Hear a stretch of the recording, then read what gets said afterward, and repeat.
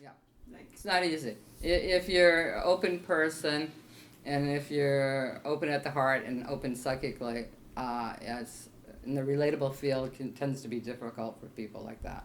I was like that, and it is because you can you intuit and vibe everybody's unhappiness or struggle, and they want you to be sympathetic enough with them that if you bond to them, that somehow you share it and somehow you're responsible for it, yeah.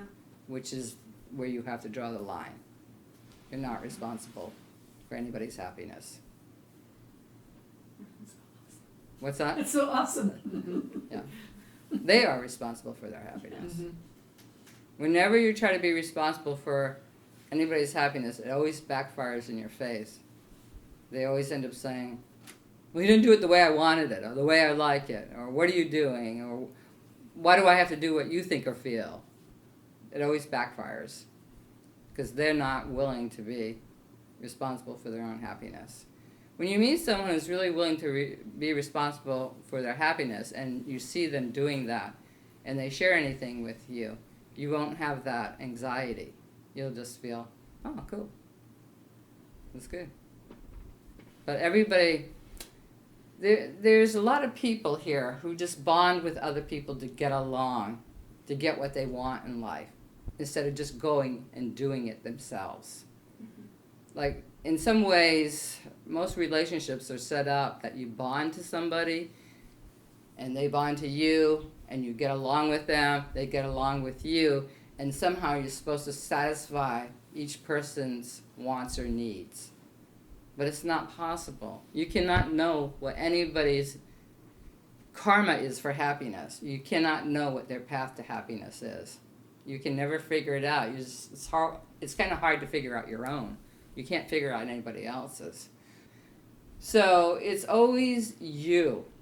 But the majority of people here aren't responsive to their own individuation, being an individual, and then figuring out and moving towards their own happiness by trial and error, by attraction, by making mistakes, by getting up again, going again, by keep following what they like, not giving up what they like. Most people are not living that life where they can generate their own sense of self and their own sense of their happiness as they are. So when you're around other people, everybody's grasping for it. How do I get happy? How do I get happy? So if I bond to her, she knows this. I bond to him, he's got this. But everybody's means and path to that is different. And everybody wants to somehow lean into everybody. We want to lean into each other. We want to lean into this kind of stereotype of what it is to be a black man, a white woman.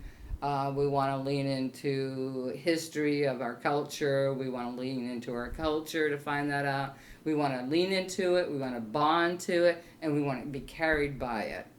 And when it doesn't generate our happiness for us, we're mad at it. We feel dysfunctional in it. We feel dysfunctional in the culture, in the world. And we set up them and those, and the good and bad people, and the good governments and the bad governments. We set up all that in our heads. So the reality is, how do you be yourself? How do you individuate? How do you get there? So you're struggling with, okay, you have this openness, you have sensitivities. So how do you get to being yourself with nobody interfering with it? Well, you follow just what exactly you're attracted to. That's how you get there. If you read my book, you saw that I didn't have a conventional life, and you saw that I followed a lot of different impulses, didn't I? Yeah. Yeah, like if I was... I like when you went to meditate and you grab the rose petals and you get some... That's when I was initiated into creativity. That was funny. I know, I didn't know I did that, but I know now I did that, but... Yeah, sometimes I guess it's tough to do something like you really want to do it because you really want to do because you don't want to bother. I never want to bother nobody, Mm-hmm. Like, I want to be very like polite with Mm-hmm. people in general. I don't want to be like aggressive. Mm-hmm. But if I was me, I would be dancing when you put the music. I don't care, you know. Well, I don't care. I would be dancing. I am always like kind of like, okay, I'm not. Well, that's you this trying to is come like- into yourself. See? Yeah. So as you It's come like- into yourself, you will be dancing. Yeah, sure. Yeah. I was dancing. If I you was suppress moving. that, you suppress your own happiness, you won't be dancing. Yeah. If you suppress yourself, if you suppress how you are as an individual. See, that's your path. Who you are as an individual is your path. So if you suppress it to try to fit in and bond along with some kind of spiritual idea or conventional idea or artistic idea or scientific idea or health idea, then you won't find it. And then you'll be disappointed when you're not arriving anywhere with it. You'll just get mad. Yeah, And- that's what is happening right now. Yeah. Yeah, you'll just get mad, yeah. So if you want to dance, get up and dance. You can do whatever you want. I'm not No, I really want to ask you this. It's funny because I wrote some question for you, but I didn't want to bring the questions because I don't know. I thought it was kind of the same again, like kind of aggressive with you, like oh my God, I'm coming here like an interview. Look, we don't have anything to do here, so. You have some questions. I remember one question I really wanted to make you is if people get, I don't know if I'm saying it right, but people get born like kids, Mm-hmm. like little kids or babies, are they awake in some way, and then they like, when they start to grow up, they get with all this society stuff, like what people tell you what to do, or the girls and the boys and this and that, blue and pink, So you know? you're saying like they lose their bliss They of being? lose yeah, exactly, because society, or not really? Because the struggle of individuating. So at first they don't know they're separate. They just think they're an extension of everything and everyone. The kids, the Yeah, babies. and then as their body starts to grow and their mind has to absorb how to use all these functions, they start to individuate. It starts being an individual on the survival level, on the physical level. And so then they get a little complicated about that. That gets a little complicated. So I guess with the right education or place, they could like get open easily, I guess. Could someone just grow gracefully into a happy life of enlightenment? Is that what you're asking? Yeah, I mean probably, yeah. from like a young age. Yeah, okay. If it's their time to, like it's natural for them that as they individuate, as they become capable of using a body and using a mind and knowing how to be related and survive, if that didn't, doesn't interfere with their naturally residing as a bliss of being, that could, yeah. They could just live a life where they never were unenlightened. I think Nandamayi Ma was an example of that. She said I was always in the same state from an infant. Maybe some other gurus have said that. But they literally mean that they only abide as bliss of being, and yet they seem to be functioning and talking to other people and maybe even having a fight or eating, spaghetti and meatballs. I don't know. They just seem to be doing everything everybody else is, but they don't lose the essence of who and what they are. They self-recognize themselves all the time as. So when you individuate, there's two things that happen. One is that you can feel more separate, apart from the bliss of being, or you can become more capable of living a life. They don't have to be different. You could abide as bliss of being and be more capable of living a life. It doesn't have to negate that bliss of being. But in most cases it does. Because I guess it's not time for the awakening to be that deep yet. And that's what I was saying earlier. People can have glimpses of the bliss of being and abide at periods, maybe in their certain periods of their life. And then as they're individuating and they're living the life of relationships and survival, they get complicated and they don't, they lose the ability to be as that, to know that, to self-recognize themselves. They lose it. And so then they try to get it back. So some people actually have very strong intuition or experience of that when they're younger, and that drives them to come back to it. I think Aridas said he was always, the bright, the bliss of being throughout his whole life as a baby. So, and then some people have a glimpse or they had a sense of that, and so that kind of drives their whole life to get back to that more fully, to be able to not be complicated by life, that they lose it. So you don't have to be complicated by life to live as a bliss of being, but most people are. Most people look at life and say, oh, I got to get happy, I got to do this, I got to do that, I got to survive, I got to watch out for COVID, I got to get a job. And all those things, make you feel anxiety and stress. Instead of they're just what you have to do in life. Everybody has to participate in life. And everybody has relationships. Everybody has a sense of how they're here, what kind of work they're doing here. Mm-hmm. Everybody has that, but it's individual, and you have to find it yourself. If somebody tries to tell you it, you just fight against it. And somebody assigns it to you, you just fight against it, and you're mad. So you find it yourself. And so in the process of individuating and just being your individual, two things happen. You get all complicated by life's demands, your survival, your relationship aspects. You get all complicated by all those. You forget about your own natural self, your own self-recognition of who you are, to the point that you don't even think any of that exists anymore. You think that you are just someone, a private, personal person who's going to live, who's going to die, who's going to have to try to find some happiness or meaning through events and people and places. So you buy that philosophy of life. But if you have an intuition, or you've had a strong center of being the bliss of being yourself, you're going to always try to get back to it. If you lose that ability to abide there, you're always going to try to get back to it. And that's when people look for spiritual teachers or read spiritual books, or they might even have some spiritual experiences at that time that confirm that feeling they have. So, anybody have any of that? Spiritual experience that got you interested? Yeah. Mm-hmm.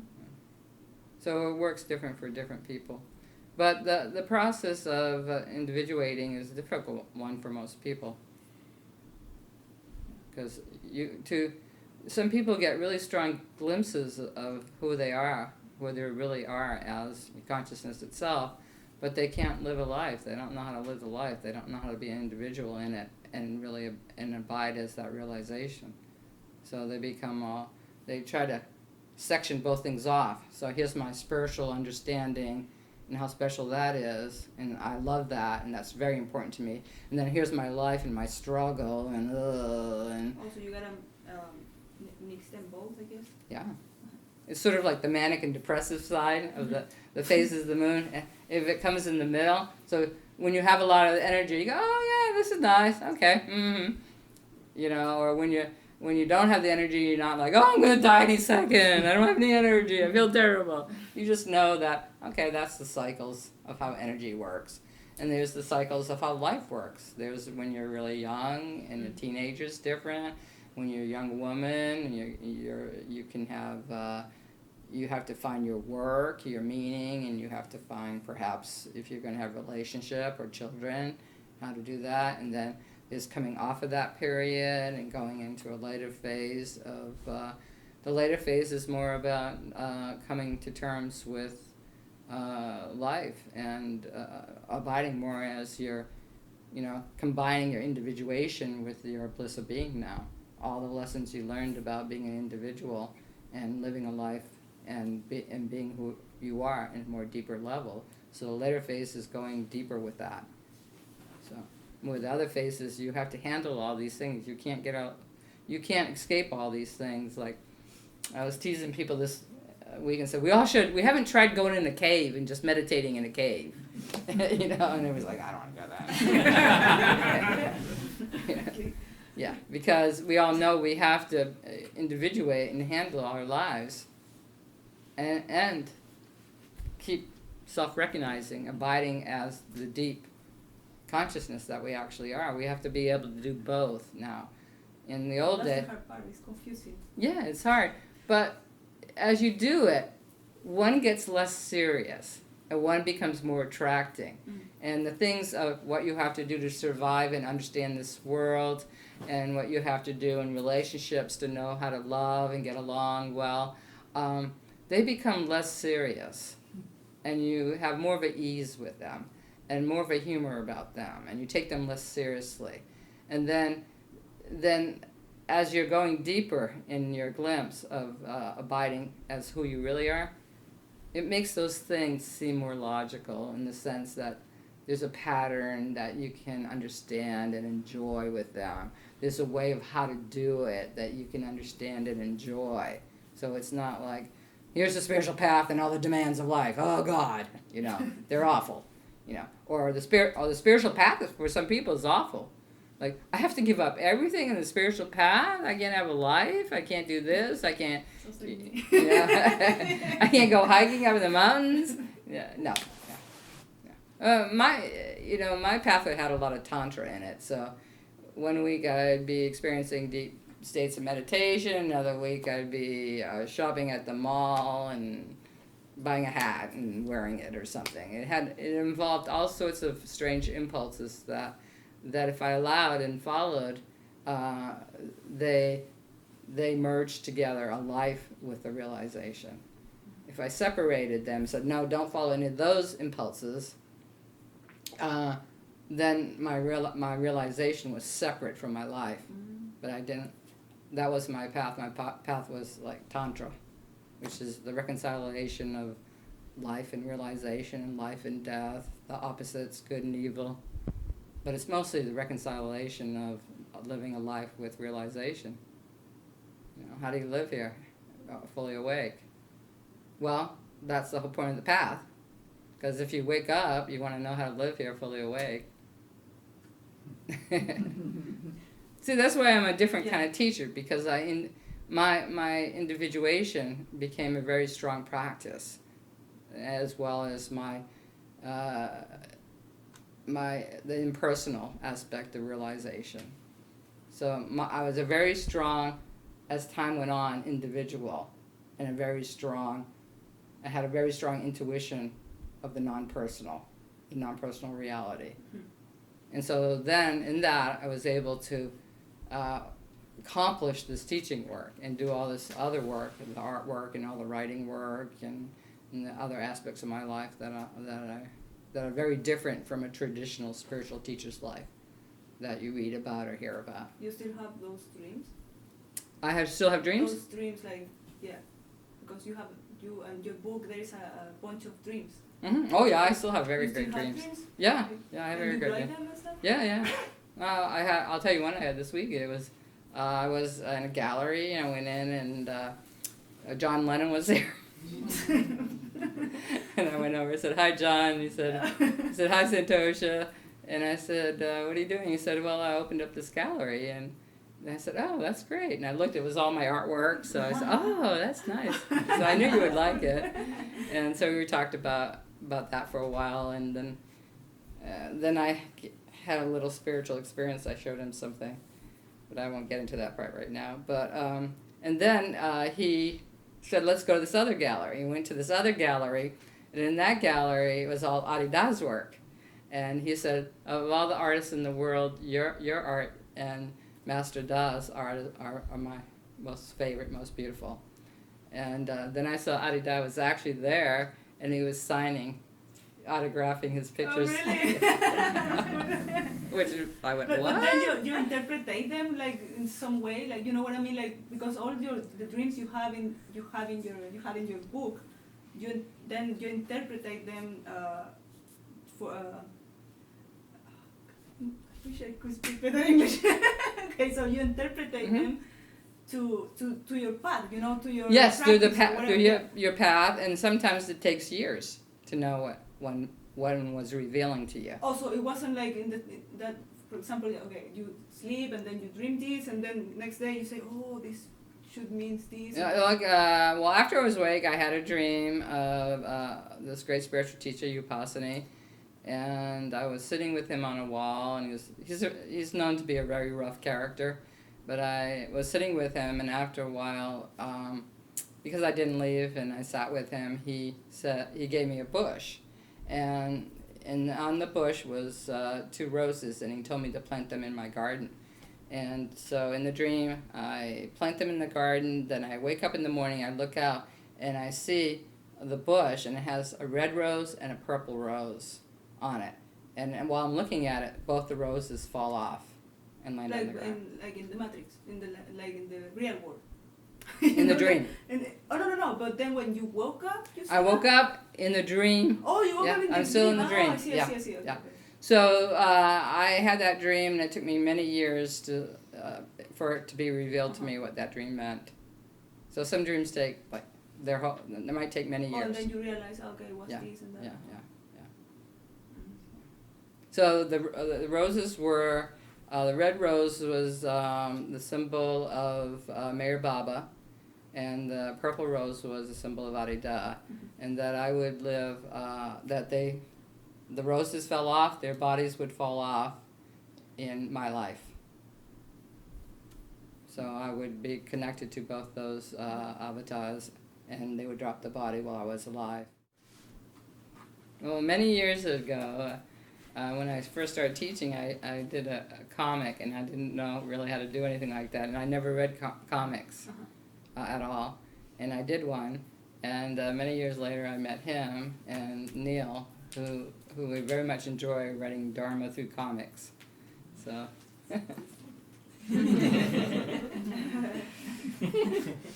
So sometimes that impulse is related to different students, the people that were meant to be with me. So. You recall it the Tantric series, which was the name she gave her comic book. Yeah. So is any of this helpful for you? Oh yeah, for sure. Oh, good.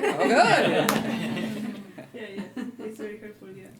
I guess next time I'm gonna bring the book, like the questions. Okay. All right, Santosha. What does that mean? Yeah, but I mean the book is very good. I like it a lot. Okay. Yeah. It's very fun to read. Okay.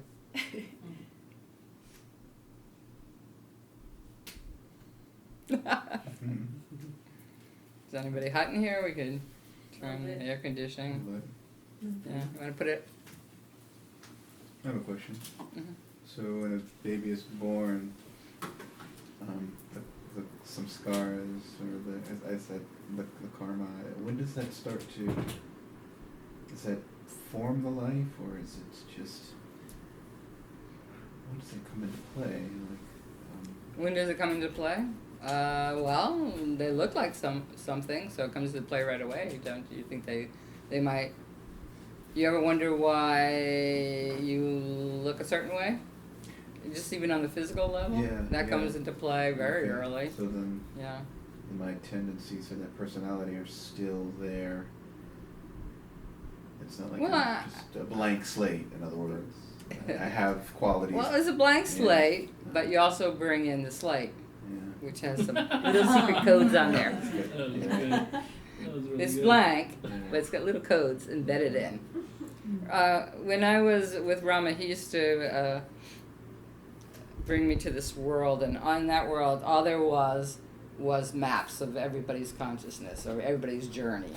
And he used to show them to me. He used to say, well, look at this. And there would just be a lot of geometric designs and different numbers and light moving around and different things. And at first I didn't know what any of that was supposed to be, but he would always be there and keep showing it to me. And then I came to see that it was the patterning of different people's journeys. And because I was going to be involved with different people and doing different work, then I was getting to see the pattern ahead of time. Yeah. It goes with the soul, latent. It has nothing to do with the actual physical birth. Yeah, no. You know, most people are not really like their families at all or their culture. In fact, almost everybody in this room can say I didn't really relate to and I identify with my family as a satisfying sense of who I am in the world, nor the culture, right?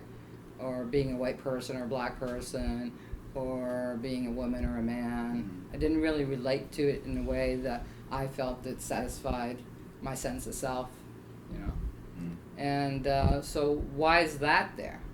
Well, because there's no really set self for anybody.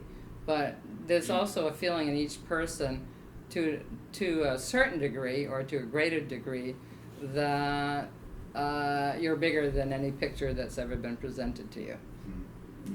Yeah. But we've all been kind of squished into this picture.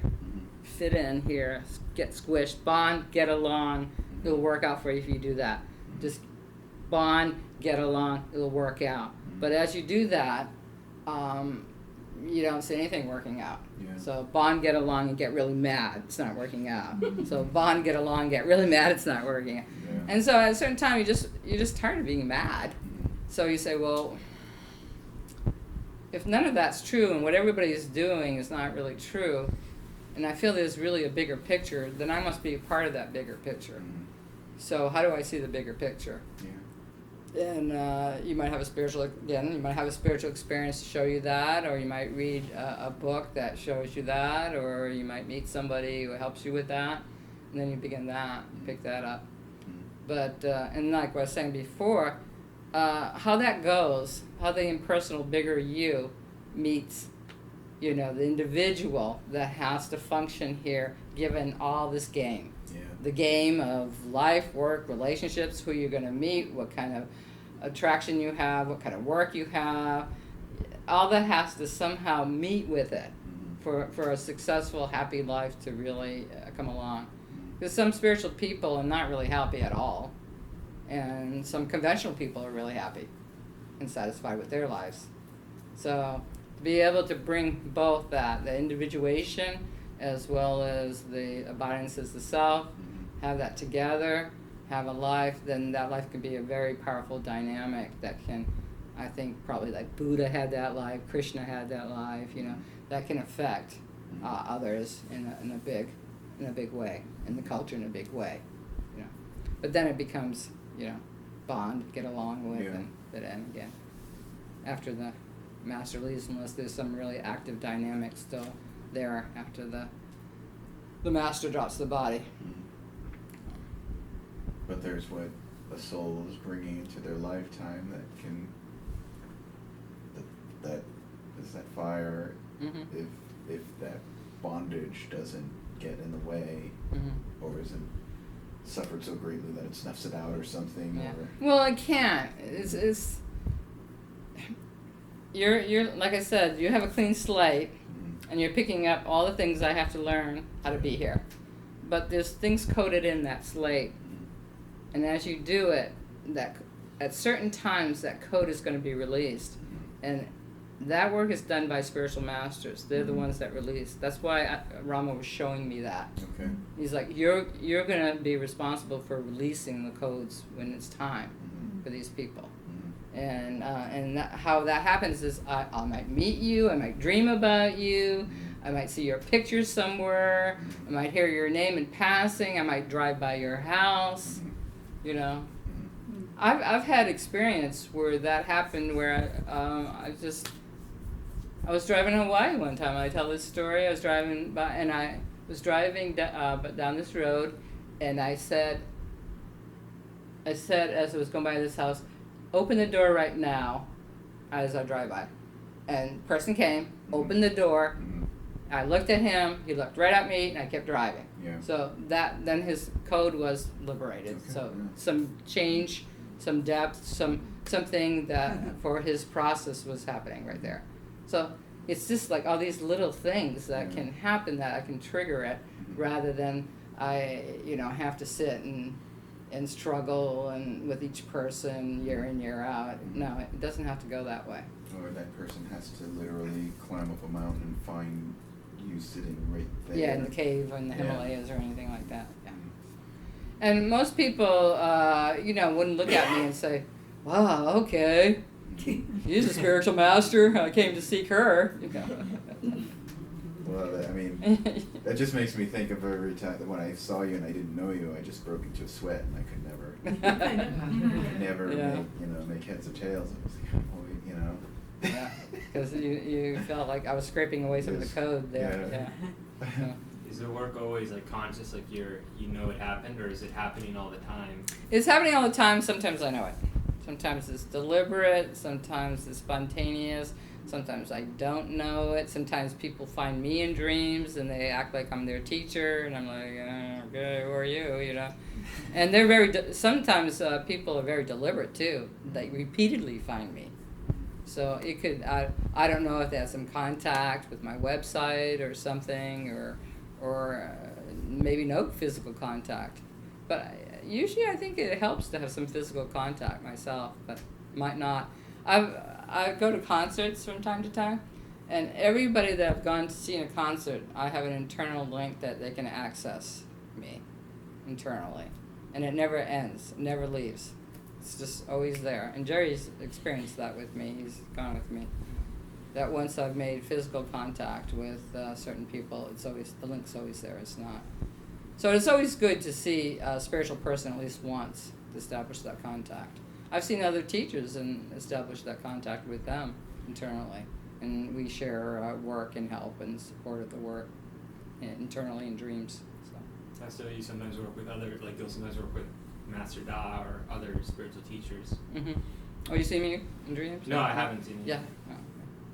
And I'm asking, do you like you? So you sometimes join forces, I guess. Like, Yeah. Sometimes.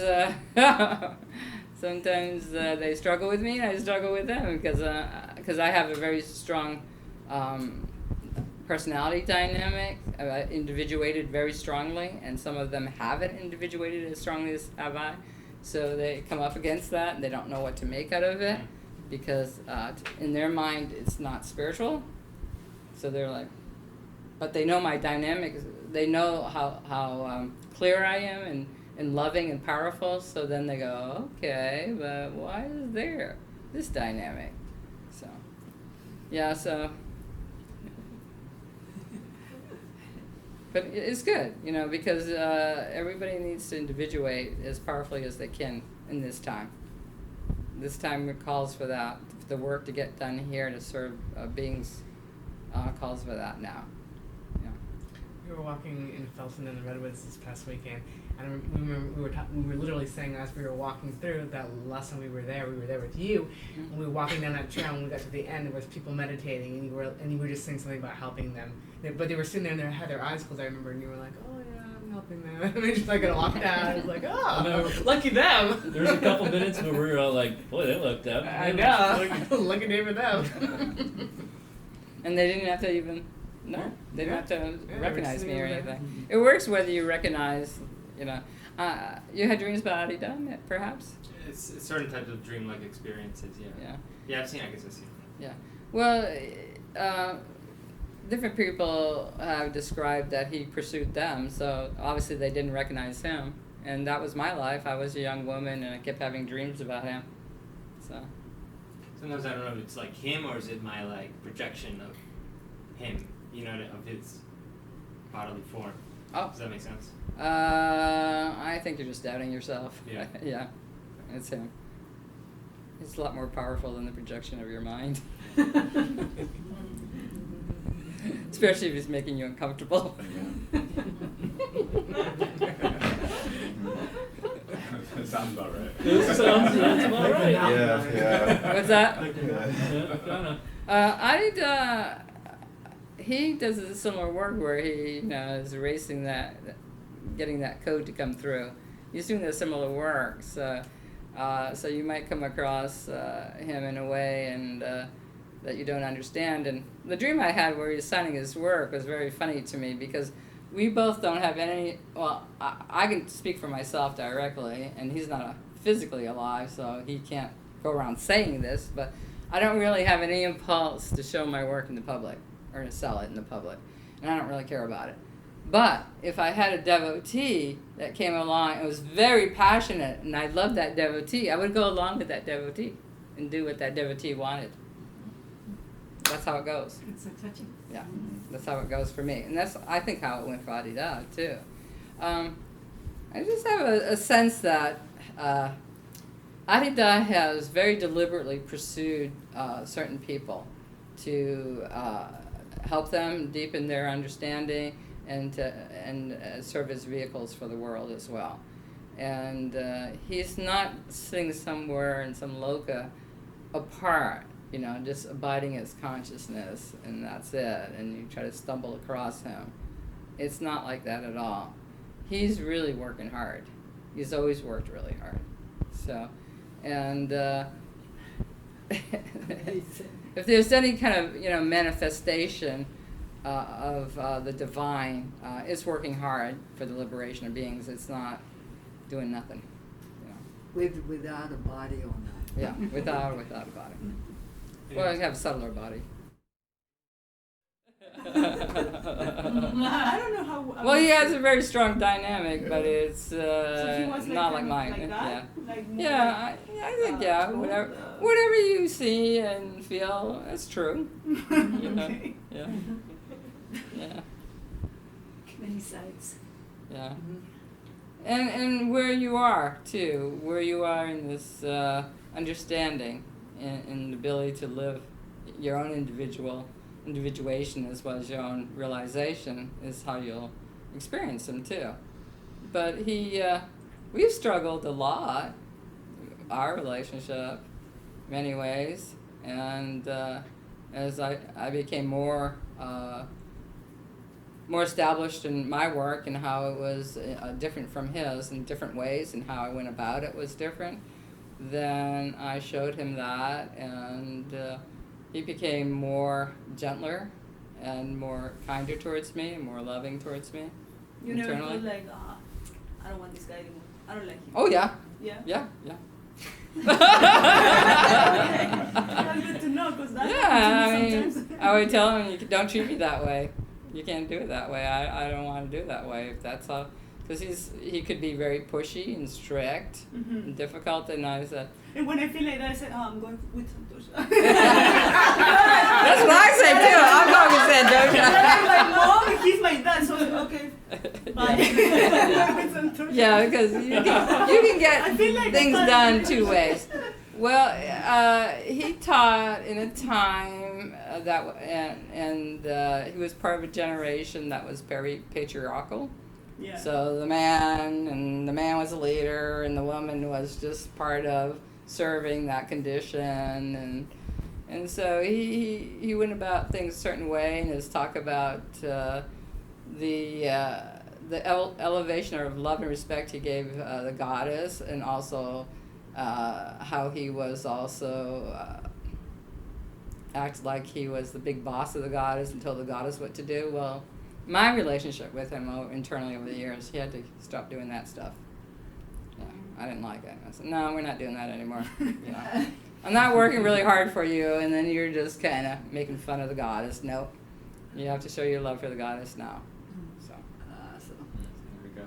What's that? Way to go. Yeah. It was rough. I didn't think we'd last. Amazing work. Well, I had an experience many years ago with Mayor Baba, and talk about that dream again of the two roses, where at that period, me and Adida internally were struggling a lot, because I didn't like the way he was related to me and the way he worked, and I said, I can't do it that way, and I don't want you to make me do it that way, nor do I want to be treated the way you do it.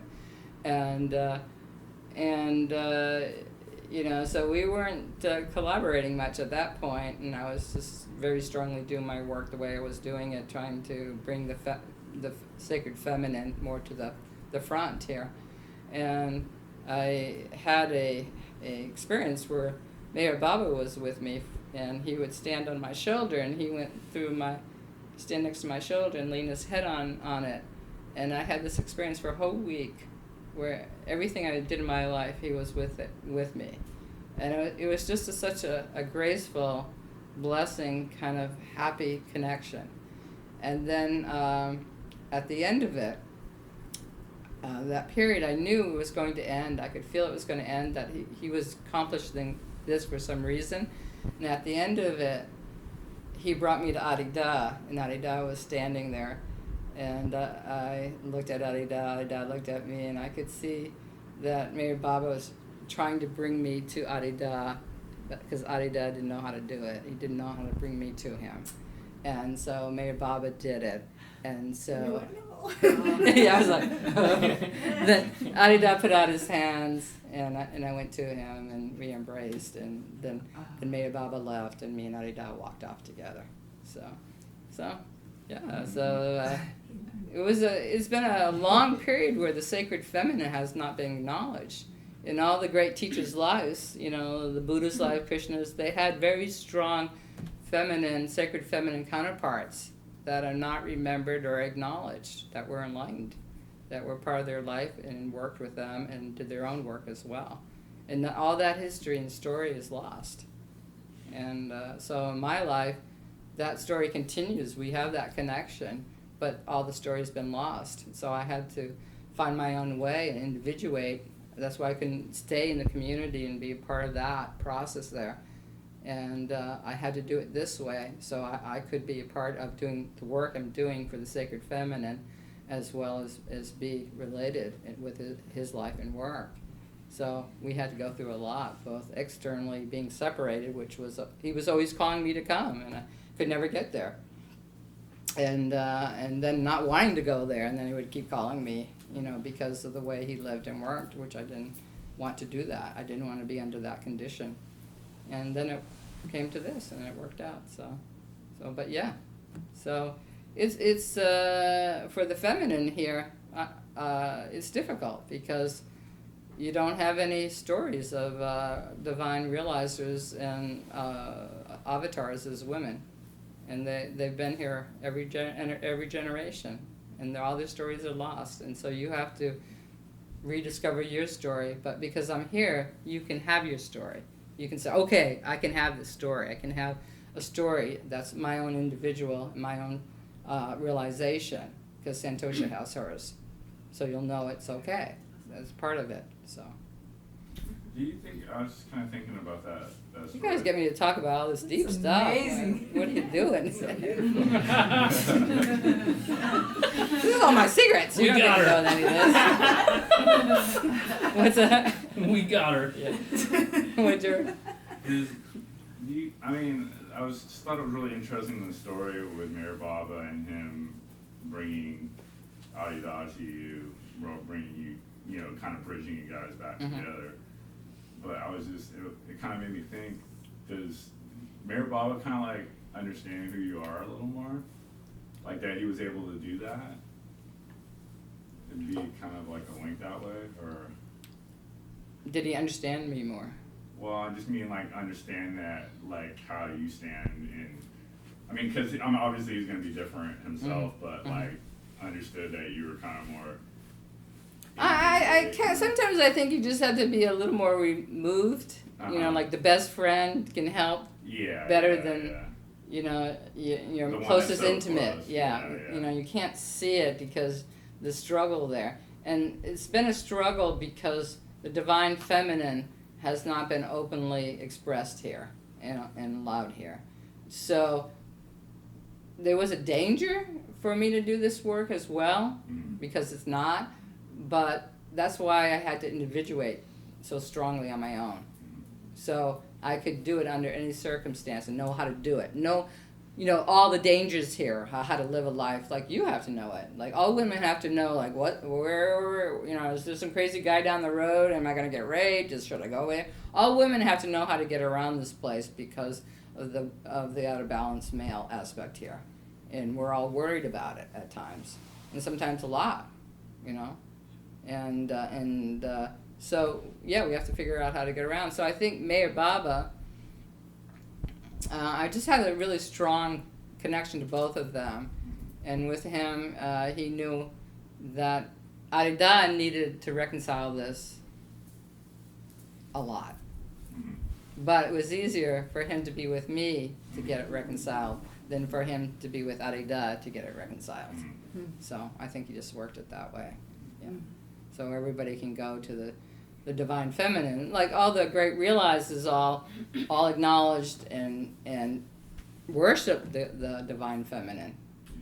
But as far as it being a living, embodied person, the divine feminine, a lot of that history is lost, and it's all sketchy too.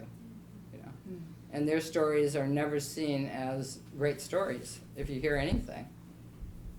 But they were really great. If you think of all the history of everything that men have done, all the history and how all women are basically absent from it, they contributed just as much to everything that has taken place. And I'll say both good and sometimes bad. But all of it's written out that we don't even have. Women have always done everything. Whether they've been suppressed, you know. It's like, you know, black people who were taking the slaves to come to this country, they've done everything here. And they've done everything in their original countries. We've all had complete, full lives that haven't been written into the history of anything. And particularly women. We've contributed completely to everything that's happened. But you don't see any of that in the history. It just seems like men are deciding this, men are having this war, men are going here, men are doing this.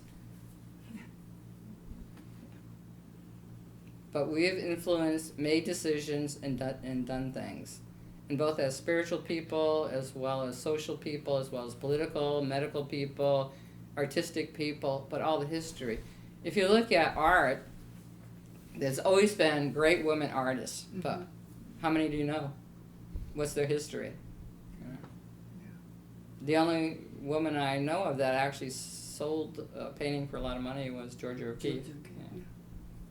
And also, I remember I read somewhere, I think Google, like, and I also watched a movie about that in the old times. The woman would paint something, but his husband would sign. Oh, yeah, like sign, yeah. he made the Gotta paint or Yeah. whatever Yeah. because Yeah. they don't take it. So we have to get back our history, our story, or her story. We have to get it back. And we have to use our lives as the beginning point to saying, here's my story. You know, you be an individual, you have your story should be heard and told. It shouldn't be like absent. It shouldn't just be added on to some man's life or some man's story. It should be a real story. And that's why I'm writing my stories too. So the characters, have real stories in it.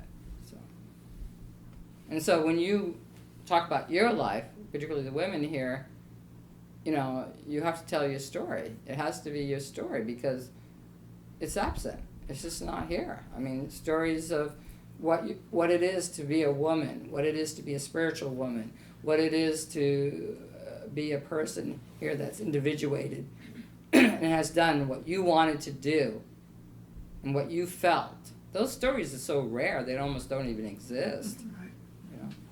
There aren't any stories about men coming to terms with fear of the feminine. Yeah. Well, you And get to write overcoming those. that, Yeah, yeah. you get to write those. Huh? Yes, yeah.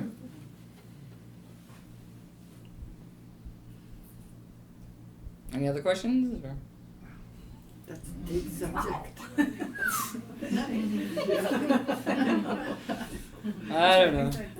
Yeah. I'm gonna prepare some. So your story is going to be amazing. See, it's not just my story gets to be amazing. Your story is going to be amazing. Her story is going to be amazing. Everybody's story is going to be amazing. But you have to stay open, follow your heart, stay in your attractions, let yourself make mistakes. Be an individual. Don't let people tell you can't dance if you feel like dancing. Just do it. But see, that's your challenges, see? Your challenge might be dance when you want to dance instead of meditating all day. See, the spiritual path's not obvious. That's why Rama showed me all those blueprints, because he wanted to show me that how different everybody was, and the path's all different for everybody. But when you come in, there's certain things that you know about who you really are. And while you individuate, while you try to get a life here, some of those things need to come, that idea has to come forward, who you are, really who you are. What's the bigger picture of your life? Because everybody's picture is really big. And with Tori, I'd always say, why do you accept such limits? It's big, it's really big. She's like, well, I'm a person who struggle with this, I struggle with that, I only get this far, I only get this, I only know that. No, it's a lot bigger, it's always bigger. And I always tell people, if you think you're kind of stuck, don't give up, because if you self-recognize at the last moment of your life It was all worth it. Whatever you did in this life was worth it, you know. So whatever your struggle is, never give up, because there could be a moment where it all just turns around if you stay true. If you don't give up on yourself, you know, don't give up on your life here. You know, you don't want to give up. You know, it's like whoever you are, you don't realize how big you are. You know, I was just little Karen Karolzik when I started. If I met myself now with that kid, you know, that was 15 or 16, and like, what happened to you? Like, I'm scared. You know, like, you know, people are scared of Adida. I would be so scared of this me, even though I'm very nice, you know. I wouldn't scare her in any way. I would just say, you're just me later, and you'll be really happy, and you'll live a very meaningful, important life. And I would think, like, how could I, Karen Karolzik, live an important life? Because there's no history, no her story of anybody living an important life like me. But what if we change all that? What if there's a lot of stories of a lot of women living really important lives, right? Could happen. I mean, I just lived in a middle-class family in Rhode Island and Massachusetts, and went to school, and it was boring. But everything I loved was there in my childhood. But I couldn't get to it till I left home. There was little pieces of it, little clues here and there. And so when I left home, I started picking up the trail, the scent, and I started finding what it is that makes me an individual. And finding that helped me to understand that there was a bigger picture, and that I was going to be a part of that bigger picture, and I was going to do work for that bigger picture. I'm so glad that I got to do work for the bigger picture instead of just having a life, trying to get happy in it, and then you die, and then you say, what was all that for? But it was all right, I guess. You know, it was a good life. That was a real big picture. But imagine if all of you have a big picture as big as that. Why not? It's not just like Adi Dai gets to have a big picture, or I do, or somebody else says they have a big picture. Why can't anybody who goes ahead just go with it? Go with it. But you might have to do things like get up and dance when you feel like dancing, though. I had to do a lot of silly things that turned out really good. They turned out really good, I have to tell you. So it's not what you think it is. Everybody has their kind of stereotyped idea what the spiritual path is, what it should look like, what you should do on it, and then you keep measuring yourself and failing at that and getting mad. It's none of those things. It's the undoing of all those ideas and the reconciliation of your individuation with your understanding. Right? Right, Theo? Yes. So you can be however you are and understand. You don't have to be like some Ramana Maharshi. Everybody thinks they have to be like Ramana Maharshi. You can be like him if you are like him. Yeah. He's a very gentle man. How much of that individuation was you wanting it or just allowing it? Like whatever Santosha turned out, like that was Santosha. You know, like yeah. Mostly it was allowing it, you know, rather than asserting it. Yeah. Mostly how it worked for me in the earlier years was through a lot of disruption. I left home and had certain traumas happen to me.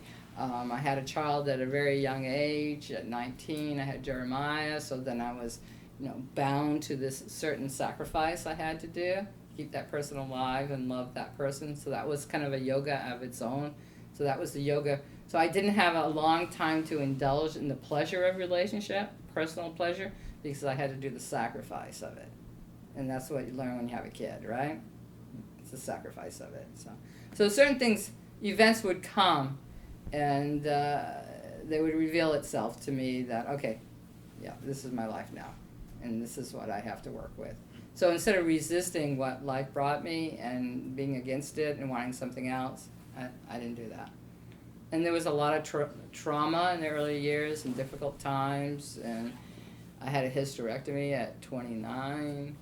I got raped when I was younger. And so there's different difficult events. I was disowned by my family because I fell in love with Jeremiah's dad, Jeff, and later reunited with them. But yeah, so there was a lot of really difficult, traumatic events that seems like your life when it's happening. You know what I mean? Yeah, because we all have to go through something, right? Although some people can have a very nice life and go through this process. Neil's had a lot of difficult medical issues, bodily issues that he had to work through many years. He's been on the edge of facing his mortality in a time where most people are not facing it, not thinking about it, not seeing it at all. And he's had to face it many times in the last 10 years.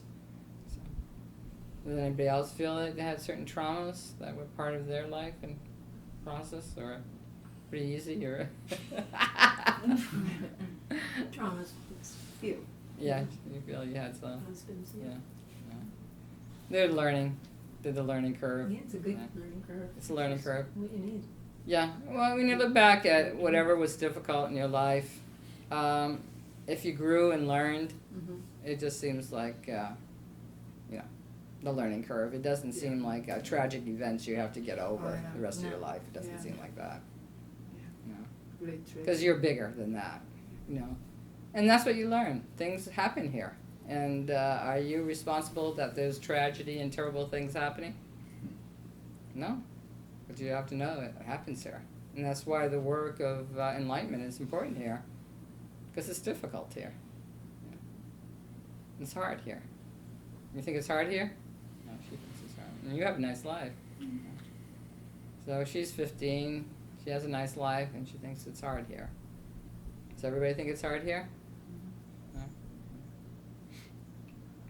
Yeah, it's like I've had a real pretty easy life. It's still hard, so I'm like I have to do this work because I'm in like the privileged position to have the easy life to do the work in. I know. It's interesting, isn't it? So you get the life you need to do the work you need to do in it. So everybody's blessed. So I know other spiritual teachers have stories of they're really traumatic too, very difficult, But we don't. Once you wake up, you don't spend the rest of your life trying to recover from those events, like most people do when they have trauma. They try to recover from it.